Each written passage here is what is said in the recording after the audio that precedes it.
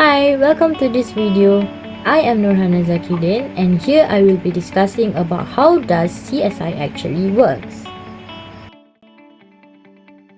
Thanks to the popularity of TV crime dramas, we might just have some unrealistic expectation about what it takes to solve a murder. We expect a handsome and brilliant investigator to find all of the elusive pieces of evidence at the crime scene, catch the obscure clue that revealed during the autopsy, put all those in details together to come up with a suspect, hunt down and then capture the killer, and then bring them swiftly to the justice. Well, it all within a neat 60-minute episode. Dubbed CSI effect, experts worry that the general public or even juries don't understand the realities of solving a crime. So what really goes on during crime autopsy? How does real-life CSI solve murders? Well, TV drama like CSI tend to make solving a murder looks like a piece of cake. And most of what the general public knows about the crime autopsies comes with the sensational whodunit shows and high-profile celebrity death. But in real life, there is actually a ton of work and expertise that goes into determining how someone died and if foul play was involved, and that work starts long before the body finds its way to the morgue of the autopsy. An autopsy is the internal and external examination of a body trained pathologist. Uses a variety of pathologies which use a variety of surgical techniques, laboratory tests, and other strategies to determine the exact cause of the circumstance of the death. Even though the College of American Pathologists recommends that the autopsy to be complete for every death, that doesn't always happen. Sometimes the cause of death seems obvious, or the family declines to pay $3,000 to $5,000 to have an autopsy performed. But when the death is suspicious or the police suspect foul play, the autopsy is an essential part of the investigation and can provide important legal evidence that can help solve the crime or determine who is responsible for the victim's death. On TV, the heroic detective always seems to be the one who finds the key piece of the evidence at the scene. But in reality, it's actually the same medical examiner who will later perform the autopsy that has the training and expertise to assess the scene, notice the important details, and determine what evidence should be collected.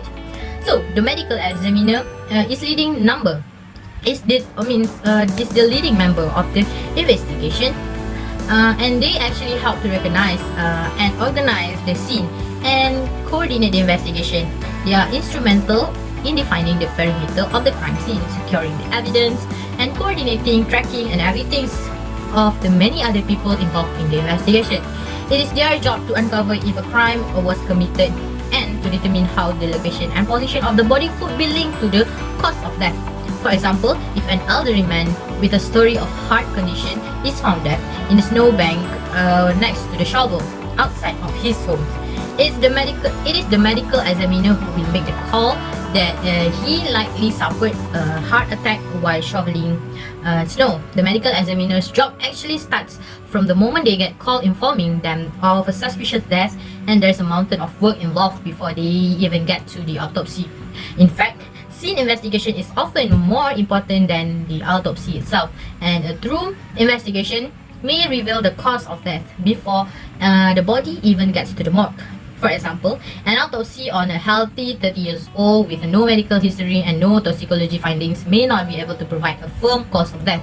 Only by attending the scene and noticing the body laying in a pool of water next to an electrical outlet with a screwdriver stuck in it can be the medical examiner know for sure how the subject died. As soon as the medical examiner gets the call that the body has been found, their work starts. Even though before they get to the scene, they start to gather as much information about the body as possible. At the very least, they try to determine the approximate age and gender of the deceased, and if there is any early evidence of foul play. If the deceased have already been identified and the family has been notified, an examiner will also start to gather a medical and personal history. Next, the medical examiner will get ready to head to the scene and will gather all of the tools and the equipment they will need to complete their investigation. Among the many important items in their toolkit, they will make sure to have an apron, gloves, hair and shoe cover, and a face shield to protect the scene from contamination and to protect themselves depending on the location of the scene and the weather. They may bring along things like flashlight, rinse gear, bug spray, and sunscreen to keep themselves as comfortable as possible during the often grueling and always meticulous process. They will make sure to have a good supply of swabs, containers, and plastic bags to collect important pieces of evidence. And most importantly, they will bring along tools to help them carefully document the scene: pen, paper, a tape, recorder, and a camera. The medical examiner's first job is to determine if a crime was committed at a death scene. Every death scene is a potential crime scene until proven otherwise. The first and most important rule of crime scene investigation is not to disturb or contaminate the scene. The examiner must wear protective equipment and avoid sitting on any surfaces or leaning on any walls. After making sure that the scene is safe and secure, the medical examiner will begin their systematic and thorough examination of the scene and attempt to answer some very important questions like: did the death occur at this location? Can the death be attributed to the natural causes? Is anything out of place at this scene? Are there any signs of violence or foul play? And if foul play is suspected, the medical examiner will guide the investigators to further processing the scene, directing them to collect latent impressions, trace evidence, and everything else relevant to the investigation, like possible murder weapons or medication found nearby. This is yet another misconception about crime scene investigation that comes from watching too many crime scenes, too many crime dramas. Although the medical examiner plays a role in this stage of the investigation, their job is to observe a great deal, but actually do very little. Their four major tasks are note-taking, videography, photography, and sketching, and the rest of the hands-on work will be done by other investigators and crime scene technician at the medical examiner's direction. The medical examiner will take a great care to document every detail of the death scene, starting from the moment they are notified of the death. Their highly detailed notes will start with detail about the date, time, and the method of notification, and any details known about the disease at that time. When they arrive on the scene, they will document how they got there, and when and what personnel are on scene. Then they will turn their attention to crafting a full scene description, noting everything from the layout of the scene to the furniture, to the structure nearby, to even the weather. They will also take note of any containers nearby that might hold other pieces of evidence like trash cans and x-rays. They will document and analyze any blood splatter or splatter, noting the shape and flow patterns of the blood. The medical examiner will also have to be careful to keep track of any assignments they have made to other team members, such as doing a walkthrough of the scene or collecting evidence, and so on. Only once the scene has been truly investigated and described does the medical examiner turn their attention to the body itself. They will create a highly detailed victim description that outlines the physical condition of the body of the death scene, noting things like the body's position, any rigor mortis, or death stiffness, or the level of decomposition. Generally, the more contorted the position of the body, the more sudden of the death was. So the victim may have literally fallen in their tracks. They will be carefully photograph the body of the position it was found before carefully moving it into the face-up position and beginning to head-to-toe examination. Starting from the top and working their way down, the examiner will push aside clothing without removing it carefully to check every inch of the body for any invisible wounds or bruising or the presence or absence of clothing, jewelry, and identifications. The most important goal of this preliminary examination is to establish a working theory of the cause of death and to determine if the death occurred at the same location that the body was found or not. Once the death scene investigation is complete, the medical examiner will also responsible for preparing the body and overseeing the transportation of the corpse to the mortuary for the autopsy itself, while ensuring the least possible disturbance or loss of evidence.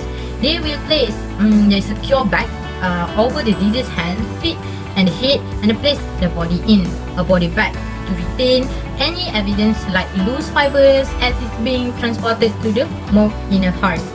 The autopsy itself usually only takes between 2 to 4 hours to perform, but it takes up to 6 weeks for the results to be ready. Yet another misconception from TV, where we've come to expect that entire investigation to be neatly wrapped up within the timeline of a 60-minute episode. Autopsies are best performed within 24 hours of death before the organs begin to deteriorate. But even autopsies performed on decomposed or exhumed bodies will provide vital new information. The autopsy itself starts with yet another careful inspection of the body. Something else we don't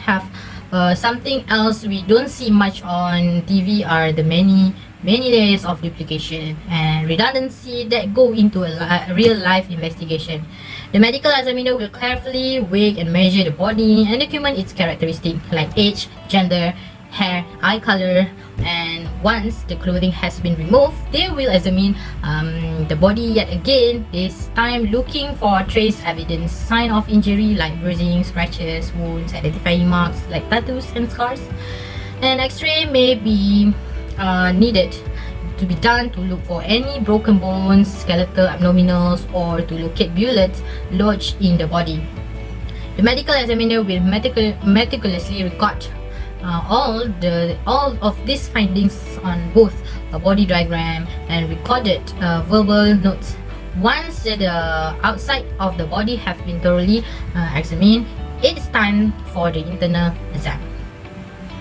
The dissection starts with making a large Y-shaped incision on the torso from the shoulder to the mid-chest and all the way down to the pelvic area region. Then a saw is used to cut through the cartilage and rib cage to expose the internal organs. The organs are further examined and documented in place and then removed one by one, weighed and carefully inspected. Tissue sample may be taken along with the body and urine, along with the blood and urine samples to be tested for drugs or infection. The stomach is also emptied so that the content can be examined and tested. Next, the examiner makes a precise incision around the back of the head, from ear to ear, and pulls the skin forward to expose the skull. A specially designed saw is used to open her cranium without damaging the soft brain tissue below. The skull cap is removed, and finally the gingerly. The medical examiner removes the brain for closure inspection and further testing.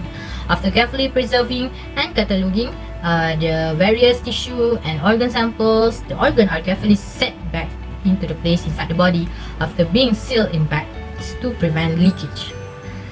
The rest of the body cavity is stuffed with wool, the rib cage is set back in place, and the large incision is sewed back up using the characteristic baseball stitch so famous from the big screen. Finally, the body is carefully washed and prepared to deliver to the funeral home, and the professional who performs the autopsies undertakes their work with the utmost care and respect. So even a body that has undergone a true autopsy can still be presented in an open casket to allow friends and family to see their loved ones for the last time.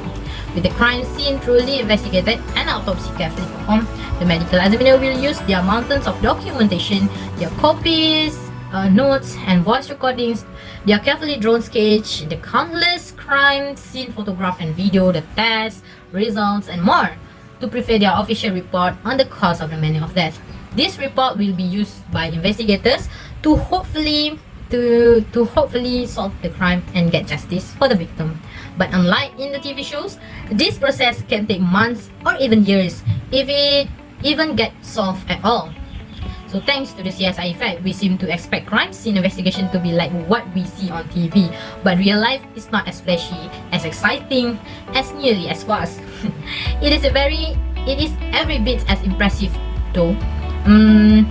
The medical examiner plays a key role in the investigation from very first moment that the body is found right up until the body is sewed back together and prepared for the funeral home. The examiner oversees the investigation of the crime scene, complete the crime autopsy, and it is hard to imagine how real-life CSI could solve murder without them. And yes, that's all from me. Thank you for watching.